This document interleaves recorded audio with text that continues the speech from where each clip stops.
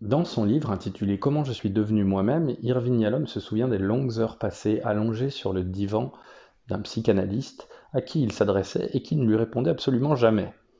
Il en conclut que ce type de relation était complètement inefficace, en tout cas pour l'entreprise thérapeutique. On a donc chez Yalom, on retrouve très, très fréquemment cette idée dans ses écrits que c'est la relation qui soigne, c'est la relation qui soigne, c'est la relation qui soigne. Ce qui signifie que nous devons nous efforcer d'établir une relation de profondeur et de proximité avec les personnes qui viennent nous rencontrer. Cette idée, elle n'est pas propre à Yalom. D'ailleurs, Yalom cite très souvent Carl Rogers comme étant un petit peu son exemple du thérapeute à suivre. Et même au-delà de Rogers, on retrouve cette idée que une relation de proximité est fondamentale à l'entreprise thérapeutique. Cette idée-là, on la retrouve partout dans le courant des thérapies relationnelles. D'ailleurs, il y a un certain nombre de recherches qui sont faites régulièrement pour savoir quelle est la thérapie ou le format de thérapie le plus efficace et qu'est-ce qui fait l'efficacité d'une thérapie.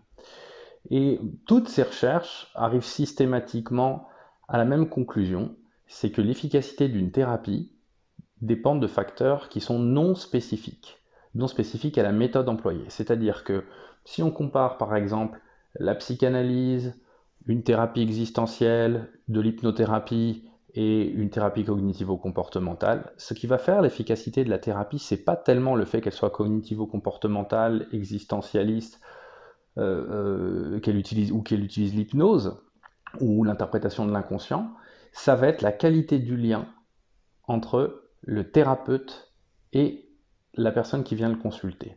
Alors, il n'y a pas que ça, mais c'est un des critères particuliers, un des critères spécifiques, ça va être cette qualité relationnelle. Il y a d'autres critères qui est la croyance qu'a la personne qui vient en thérapie que ce type de démarche va l'aider, que cette méthode peut l'aider, et surtout que cette personne peut l'aider. Donc beaucoup de critères qui ont à voir quand même avec la personne du thérapeute, avec la qualité du lien entre le thérapeute et la personne qui vient le consulter.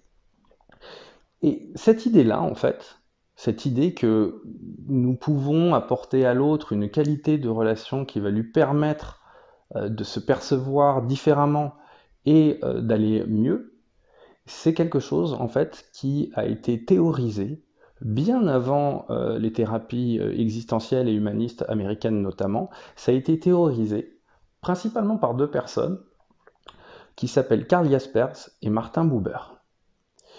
Donc, dans cette formation, on va d'abord s'intéresser aux apports philosophiques de Karl Jaspers. Alors, Karl Jaspers, je vais vous en reparler un petit peu dans une autre vidéo un peu plus en détail. Et sur l'aspect communication, il a des choses intéressantes à nous apprendre. Et Martin Buber, lui, il a théorisé vraiment les deux façons de se relier, deux façons dont les êtres humains peuvent se relier l'un à l'autre, soit dans une relation sujet-objet, soit dans une relation sujet-sujet. Et évidemment, nous, on va plutôt viser la relation sujet-sujet.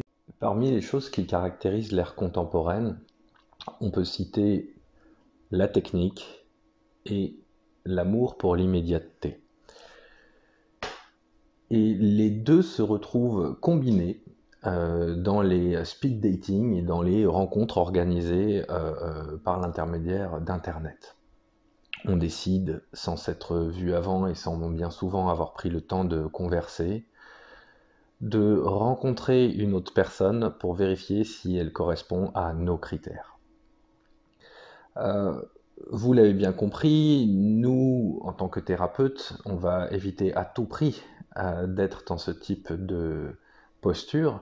En revanche, il est fort à parier que la personne qui va venir nous voir, elle, aura une certaine appréhension de la rencontre et aura peut-être un questionnement en trame de fond qui est d'ailleurs assez légitime. Est-ce que cette personne va me convenir et est-ce que ce type de thérapie qu'elle propose va me convenir? Contrairement à ce qui peut être le cas quand une personne va consulter un hypnothérapeute, c'est-à-dire pour avoir accès à une technique très particulière qui est celle de l'hypnose, ou finalement qu'elle aille voir Pierre, Paul ou Jacques, on s'en fiche un petit peu parce qu'elle est hypnothérapeute et que dans la tête de la personne, la relation n'aura pas vraiment d'importance. Dès lors qu'elle s'engage dans une démarche de thérapie plus relationnelle, le rapport avec la personne va être très très important, ça vous l'avez compris.